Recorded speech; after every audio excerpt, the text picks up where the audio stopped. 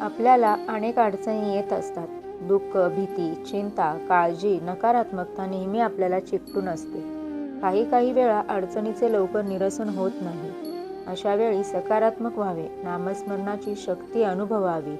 श्री स्वामी समर्थ महाराजांचा जप आणि सेवा केल्याने लाभ मिळतात. प्रत्येक सेवेकऱ्याला आपला एक अनुभव आलेला असतो.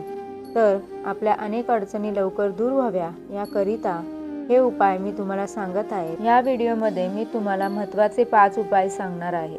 चला सुरुवात करूया. मनन चिंतन याला फार महत्त्व आहे. स्वयंपाक करतावेळी किंवा इतर महत्त्वाच्या कामांवेळी सतत नामस्मरण करावे. मनुष्य आचार करण्याआधी उच्चार करतो, उच्चार करण्याआधी विचार करतो.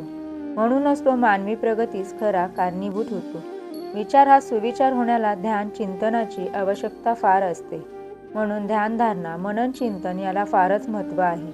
म्हणून तुम्ही ध्यान आणि मनन, नामस्मरणाची शक्ती. ज्या घरात एकतरी भक्तिवान व नामस्मरण करणारी व्यक्ती असते त्या घरातील सर्व कुटुंबीय केवळ त्याच्यामुळे तरून जातात व ती व्यक्ती गेली की वास्तुदोष किंवा इतर अडचणींमुळे होणारे त्रास वाढून कुटुंबात सतत संकटांना सामोरे जावे लागते. शक्य असल्यास श्री स्वामी समर्थांचा जप किंवा तारक मंत्र नियमित बोला किंवा रेकॉर्डिंग श्री सूक्त पठण. दररोज घरात श्री सूक्त पठण केले असता त्या घरात धनधान्याची कमतरता भासत नाही. लाल रंगाच्या रिबीनमध्ये तांब्याचे एक नाणे मुख्य प्रवेशद्वारावर बांधल्यास घरात सुख, शांती व धनाची वाढ होते. प्रत्येक गुरुवारी तुळशीस दूध अर्पण केल्यास शांत झोप लागण्यासाठी. अनेक वेळा कामाचा ताण वाढल्यामुळे किंवा इतर अडचणींमुळे रात्री शांत झोप लागत नाही. अशा वेळे आपल्या इष्टदेवतेचे किंवा श्री स्वामी समर्थ महाराजांचे नामस्मरण करावे.